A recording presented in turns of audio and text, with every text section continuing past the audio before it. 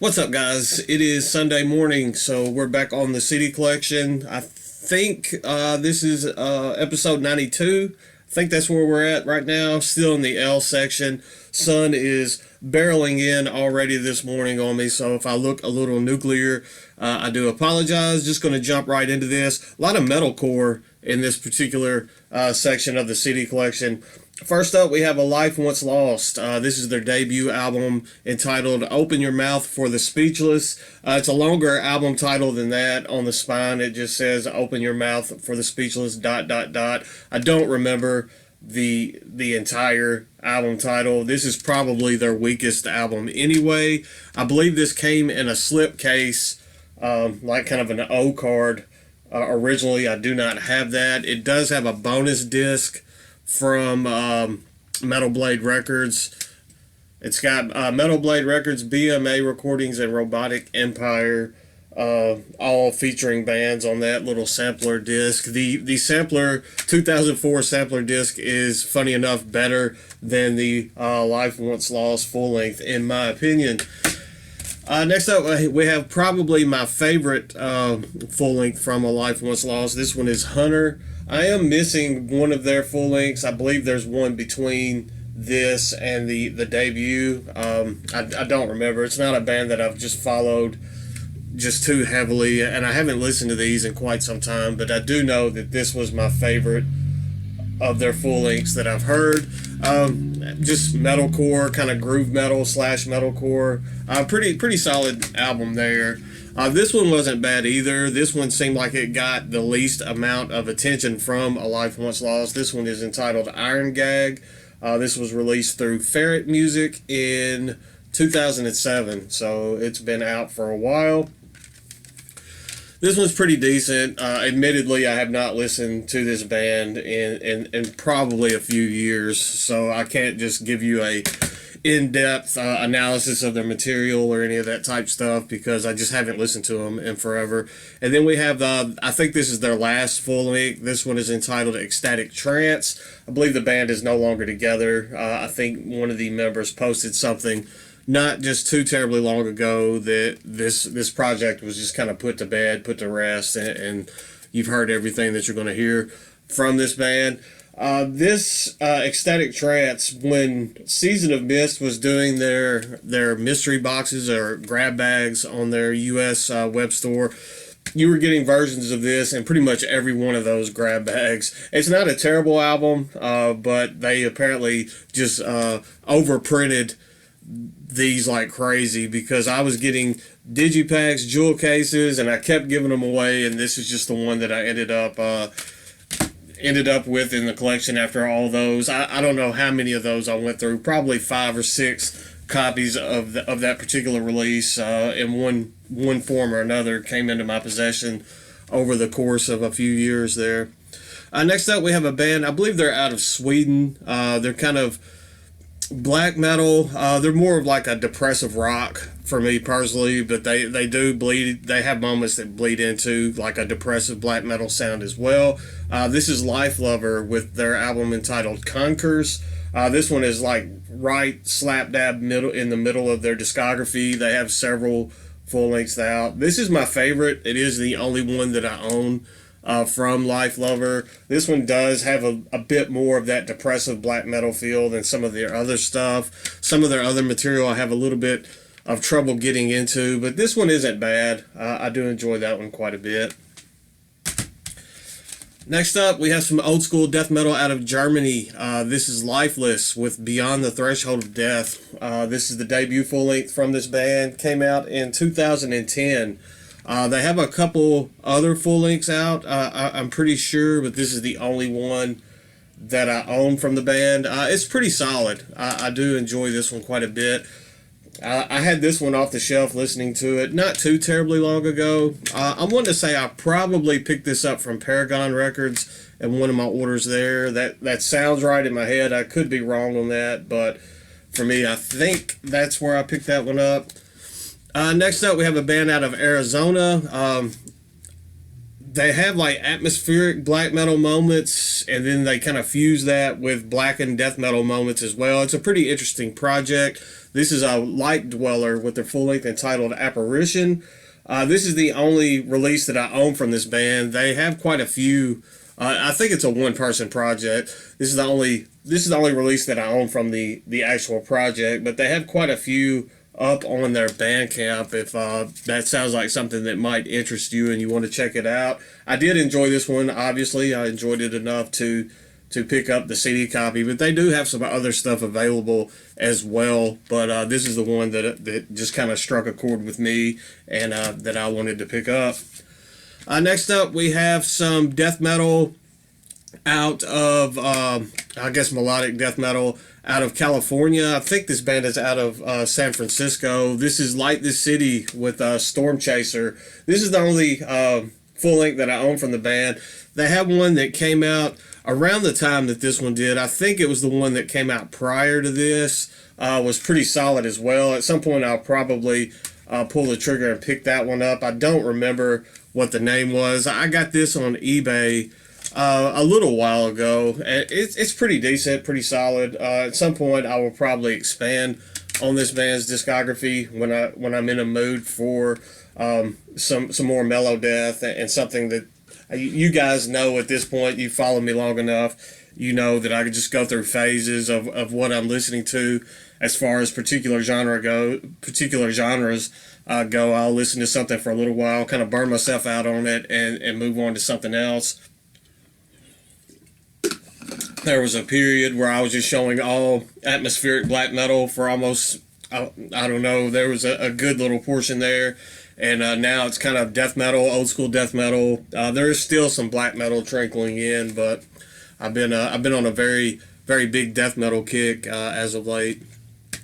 Next up, we have a band. I believe they're out of Portland. I could be completely wrong on that. This is Lightning Swords of Death. This is their middle, I think, like their second full length out of the I think they have three. Kind of gateway black metal. It leans into Black and Death as well, but it's kind of black metal kind of an introduction black metal band. It's a good stepping stone into the genre. This one is entitled The Extra Dimensional Wound. I like this one quite a bit. I think a lot of people look at it as their least favorite Lightning Swords of Death album, and for me, this is my favorite. It is the only one that I own, so that could be one of the reasons why it's my favorite, just because I've spent the most amount of time with this. This came out through Metal Blade Records back in 2010. I believe I have the shirt for this album somewhere as well. Next up, we have some Swedish death metal. This is Lick, L-I-K, with their debut full-length entitled Mass Funeral Evocation. Pretty good album. I do like this one. This was also released through Metal Blade Records. Originally in 2015, this is the 2019 reissue. It's the only album that I own from the band. This is another band that I would like to expand upon, picking up some more of their material. Just really solid death metal. If you're into Swedish death metal, you probably already know this band, but if you don't know the band, check them out because it is some good stuff. Next up, we have some more metalcore. This is Like Monroe with Things We Think But Never Speak. I honestly cannot tell you a thing about this album. I got this in like a bulk deal. It came in with some other albums. This was released through E1 Records in 2014. I listened to it. It wasn't bad enough that I got rid of it right after I listened to it, but it wasn't something that I just found myself returning to. At some point, I'll have to give it another shot, and then I'll decide whether or not I want to keep it in the collection. It's one of those kind of iffy things for me that I listened to it, and apparently I didn't hate it, but it wasn't something that I was going to just keep returning to. And I just kind of shelved it. So at some point, I will give that one another shot, and then make a decision whether I want to keep it or not. Next up, we have some black metal. This was like a complete 180 from this. I mean, you got something like this, and then something abrasive and hateful is this band that I'm going to show. This is a band called Lickvan with a Furet Og Durbit. Yeah, I butchered that. Debut full length from this Norwegian black metal project. Super abrasive. Can be a tough listen. It's definitely not one of those. We were talking about gateway black metal bands when we're talking about Lightning Swords of Death. This is the opposite of that. If you're not into black metal, if you're not into lo-fi, low production, super abrasive sounding black metal, you're gonna hate this. But I mean, it's just some hateful, dark, ominous, abrasive stuff, and I absolutely love it. This was released on Werewolf Promotion. I think this came out around 2014. As I said, it was their debut full length. They had a sophomore full length that came out not too terribly long ago, maybe 21. Like the dates, 2021 or 2019 are sticking out in my head. I think it was 2021, but I did not pick that one up. The only other release that I own from Lick Van is this split that came out just not too long after the full length. This is a split that they did with a band called Gravkors. Gravkors is another Norwegian black metal project. They changed their name shortly after this split. I can't remember what they changed their name to, but they released an album, a full length, a few years later through Dust Tone, and it was a pretty solid release. But it's a shame that I can't remember what Gravkors changed their name to, because they put on a pretty solid portion of this split with Lick Van. Very different sounding styles of black metal, but it just kind of works with this particular release. Speaking of Dust Tone, we have an Italian black metal project. This is Lilium with Nothing Is Mine. Pretty decent. This was a band that started out as groove metal and somehow made the transition to black metal, and I enjoy their black metal portions a bit more. I guess you could say quite a bit more than the groove metal portions. Pretty solid release here. It has some depressive elements going on. Not quite as atmospheric as you would expect with the artworks and stuff, or even depressive, but it sounded quite a bit different than what I expected when I first listened to it, but it did kind of reel me in, and a good release there. Next up, we have a label sampler. This is Limb Music Productions with their promo CD Volume 2.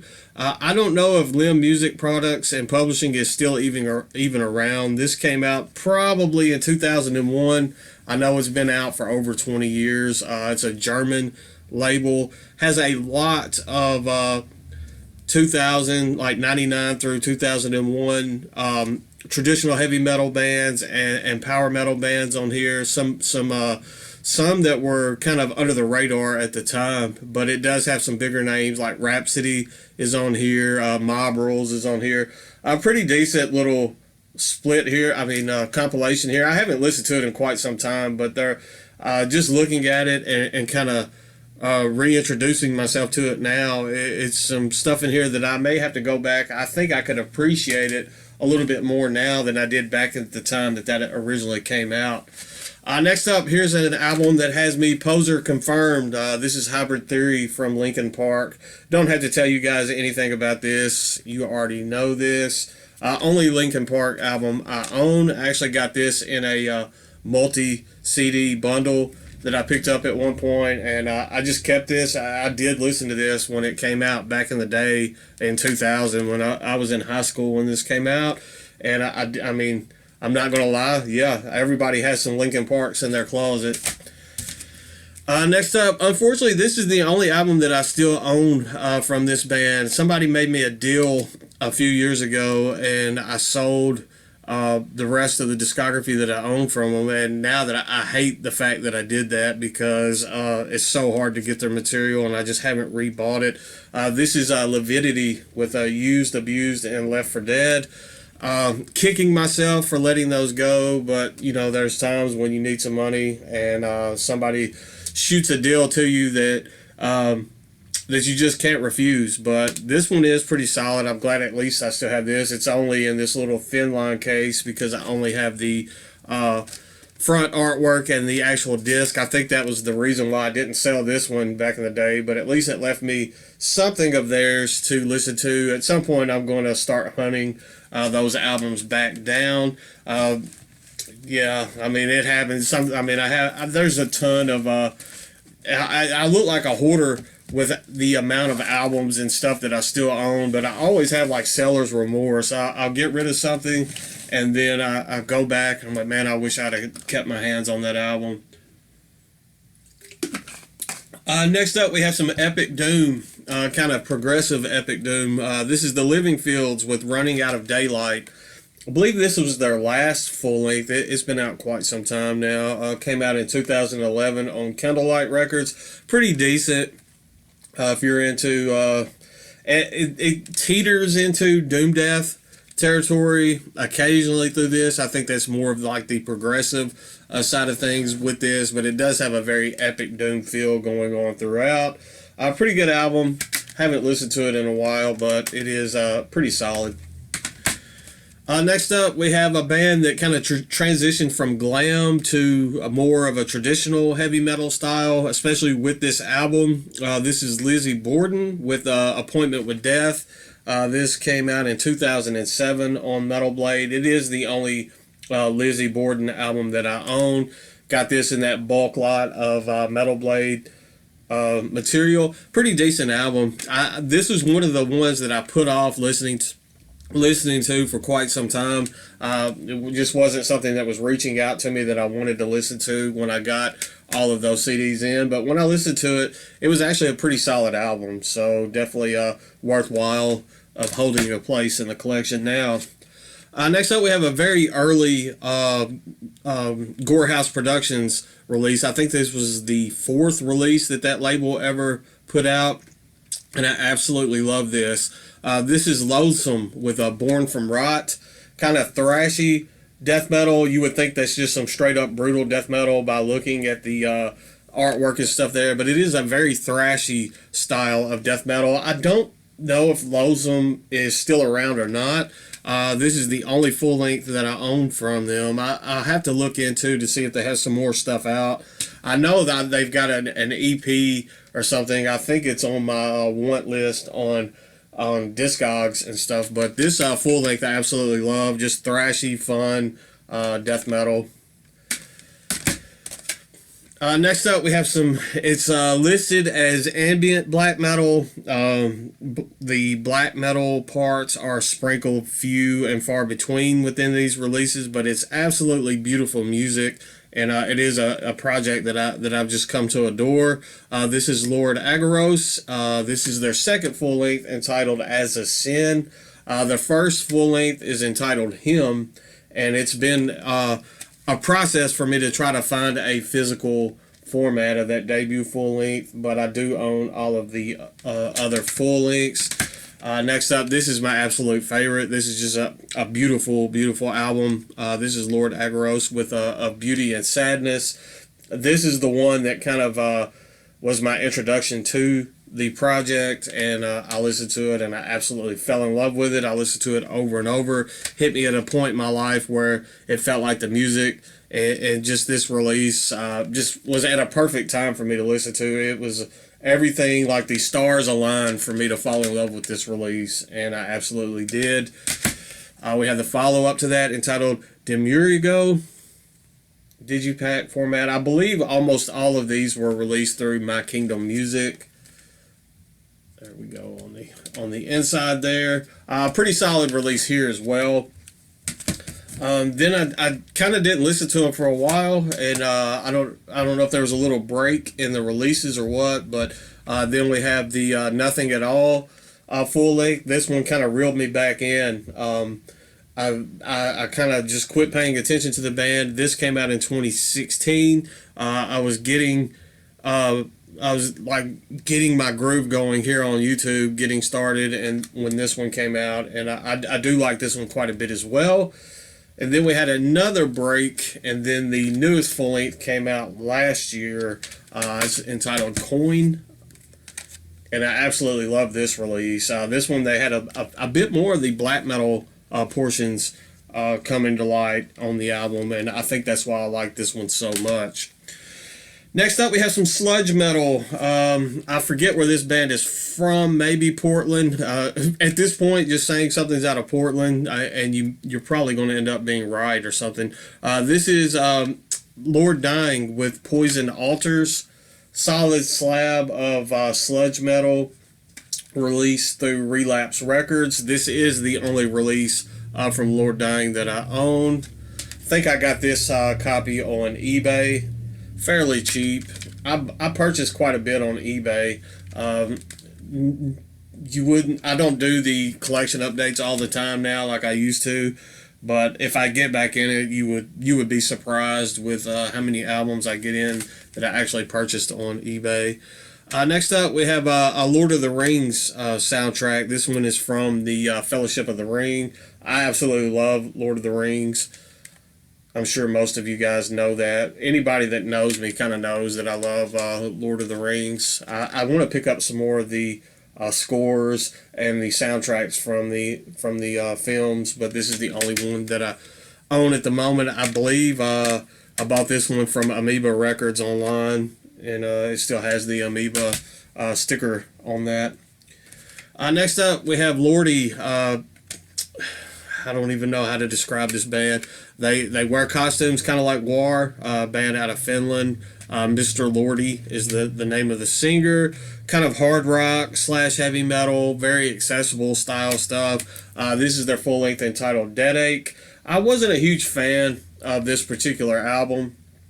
It's not bad, but this is not something that gatekeepers and elitists are gonna like. It's not that style of music. As I said, it's very accessible. It just kind of has more of a hard rock feel as opposed to heavy metal. But a lot of their songs are about heavy metal. They sing. There's a track on this next one that I'm going to show. I think it was like the single, the big track off of this, and just the name of the song is This Is Heavy Metal. This is Lordy with Babes for Breakfast. This is a fun album. I mean, you can tell just from the artwork there, kind of what you're getting into, and then it has, I mean, you can look up they have an actual video for This Is Heavy Metal on this. It's a pretty fun little video there. A lot of their stuff is about gore, heavy metal itself, horror type stuff. I mean, but it's just kind of tongue-in-cheek music, and it is a fun listen.